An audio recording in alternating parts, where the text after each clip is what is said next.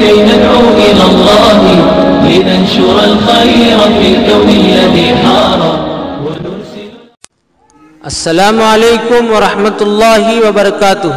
معزز ناظرین، آپ تمام حضرات کا اسلامک گفتار کی اہم اور دلچسپ خبروں میں خیر مقدم و خوش آمدید.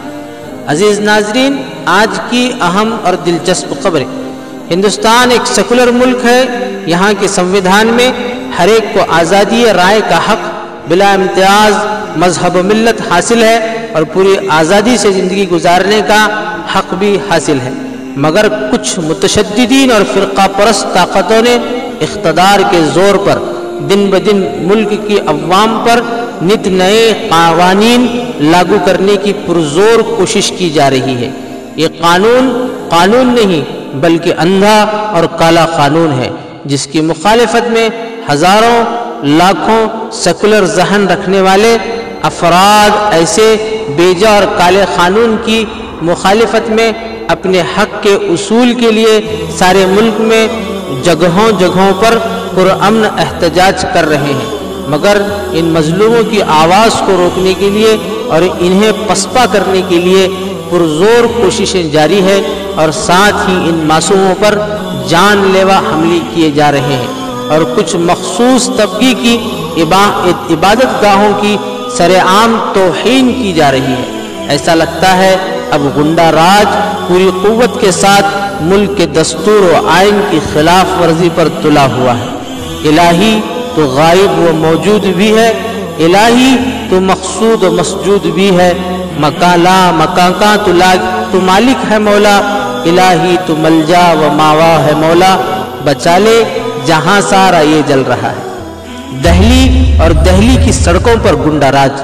شہریت ترمیمی قانون پر فرقہ وارانہ تشدد میں شمال مشرقی دہلی میں شدت پیدا ہو گئی ہے، جس میں ہلاک ہونے والوں کی تعداد بڑھ کر 13 ہو گئی اور ذرائعوں کے مطابق زخمی ہونے والوں کی تعداد 250 سے زائد بتائی جا رہی ہے.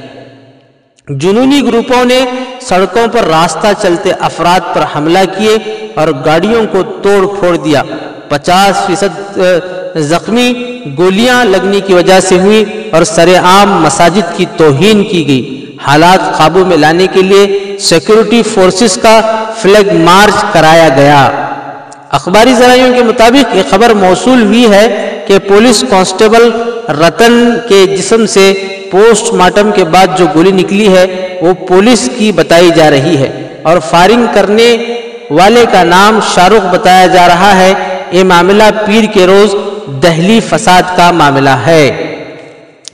جمعیت علماء ہند کے صدر محترم مولانا سید ارشد مدنی صاحب نے اخباری رپورٹر سے بات کرتے ہوئے کہا، دارالحکومت جب محفوظ نہیں تو ملک کیسے محفوظ رہے گا، اور موجودہ صورتحال کے لیے دہلی پولیس اور BJP کو ذمہ دار قرار دیا گیا.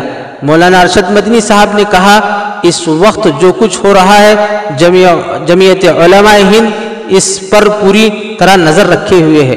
مولانا مدنی نے کہا، جو لوگ اس میں 55 کے قریب زخمی ہوئے ہیں پولیس اہلکار ہیں، باقی لوگوں میں ہندو بھی ہیں اور مسلم بھی ہیں. بمبئی شاہین باغ احتجاج. ناگپاڑا علاقے میں واقع بمبئی باغ میں سیکیورٹی میں اضافہ کر دیا گیا. موصولہ اطلاعات کے مطابق بمبئی میں غیر قانونی طور پر مظاہرہ کرنے والوں کے خلاف پولیس نے سخت کارروائی کرنے کا فیصلہ کیا ہے. شہر بلگام جوائنٹ ایکشن کمیٹی کی جانب سے یہ ضروری اطلاع دی گئی ہے.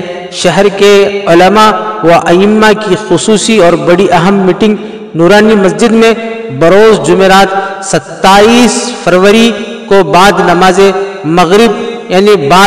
مغرب کے فوراً بعد رکھی گئی ہے. لہٰذا تمام علماء و ائمہ اکرام پہنچنے کی فکر کریں. شاہین باغ مظاہرین نے سخت الفاظ میں اس بات کی مذمت کی کہ دہلی کے وزیر اعلیٰ اروند کیجریوال تشدد زدہ عوام کے ساتھ کھڑا ہونا چاہیے.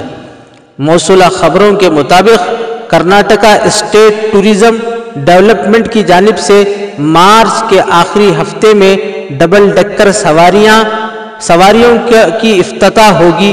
امید ہے، جو لندن بگ بسز ماڈل کی طرح ہوں گے، جن میں کل 40 مسافر سفر کر سکیں گے۔